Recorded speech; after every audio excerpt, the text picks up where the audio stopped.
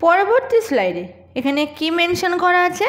পরবর্তী স্লাইডে এখানে মেনশন করা আছে আর্থিক বিবৃতি বিশ্লেষণ এবং ব্যাখ্যা। তো প্রথমে আমরা ভূমিকা হিসেবে যে তথ্যটি দেওয়া আছে সেটি পড়ব। কি দেওয়া আছে এখানে? আর্থিক বিবৃতি বিশ্লেষণ হলো আর্থিক বিবৃতি উপাদানগুলির মধ্যে সম্পর্ক পরীক্ষা করার এবং প্রাসঙ্গিক তথ্যের সাথে তুলনা করার প্রক্রিয়া।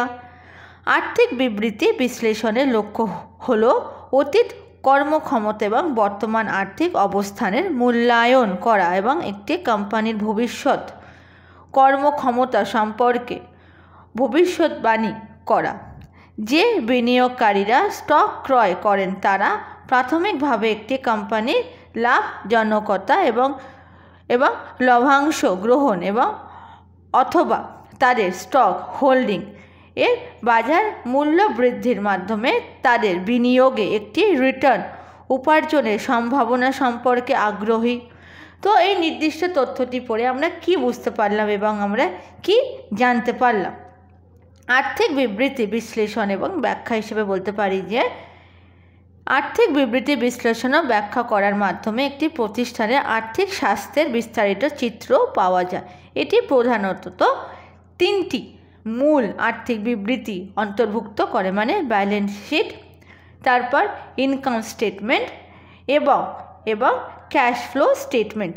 তো এই বিবৃতিগুলোর বিশ্লেষণ বিভিন্ন দিক দিয়ে করা হয়। ব্যালেন্স শিট বিশ্লেষণ: সম্পদ ও দায়ের তুলনা। প্রতিষ্ঠানের সম্পদ ও দায়ের পরিমাণ এবং তাদের মধ্যে ভারসাম্য দেখা হয়।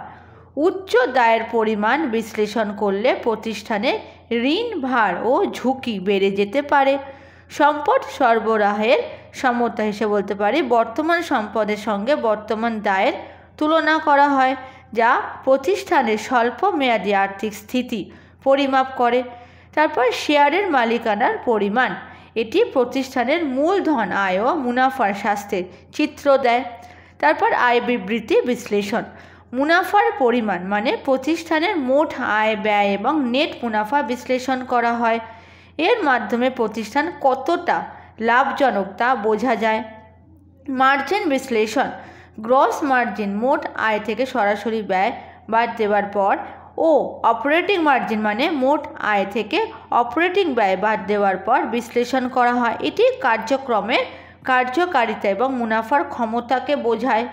ব্যয় বিশ্লেষণ: বিভিন্ন ব্যয়ের ধরনের বিশ্লেষণ করে প্রতিষ্ঠান কিভাবে এবং কোথায় খরচ করছে তা জানা যায়।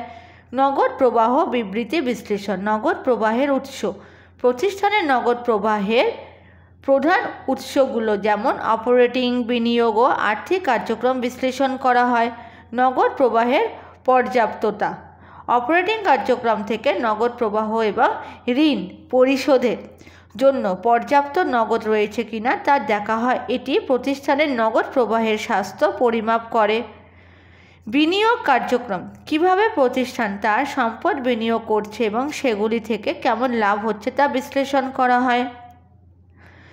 তো বিশ্লেষণের উদ্দেশ্য হিসেবে আমরা বলতে পারি অর্থনৈতিক অবস্থার মূল্যায়ন, মানে প্রতিষ্ঠানের আর্থিক স্থিতি, লাভজনকতা ও নগদ প্রবাহের স্বাস্থ্য মূল্যায়ন করা। বিনিয়োগের সিদ্ধান্ত: বিনিয়োগকারীরা প্রতিষ্ঠানে বিনিয়োগ করার সিদ্ধান্ত নিতে পারে। এর পূর্বাভাস হিসেবে আমরা কি বলতে পারি? ভবিষ্যতের জন্য আর্থিক পরিকল্পনা ও পূর্বাভাস তৈরি করা।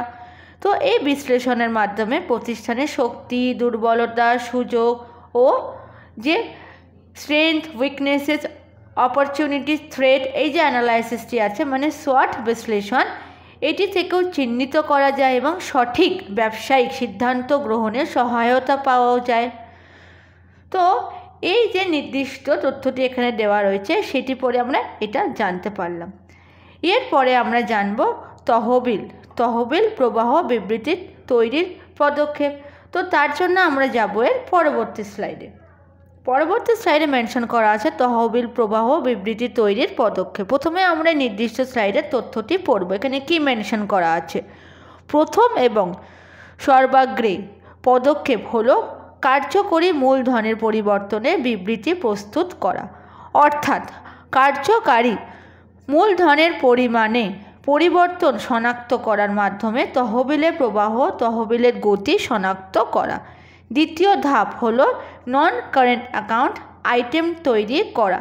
নন কারেন্ট অ্যাকাউন্টের আয়তনে পরিবর্তনগুলি শুধুমাত্র প্রবাহ তহবিলের পরিমাণ নির্ধারণ করার জন্য প্রস্তুত করতে হবে, যেমন হয় উৎস বা তহবিলের প্রয়োগ। তৃতীয় ধাপ হলো সামঞ্জস্যপূর্ণ লাভ ও ক্ষতির হিসাব, যা ইতিমধ্যেই ইউনিটের প্রথম দিকে বিস্তারিতভাবে আলোচনা করা হয়েছে। শেষ ধাপ হলো ফান্ড ফ্লো স্টেটমেন্ট তৈরি করা। তো এই নির্দিষ্ট তথ্যটি পড়ে আমরা কি বুঝতে পারলাম বা কি জানতে পারলাম?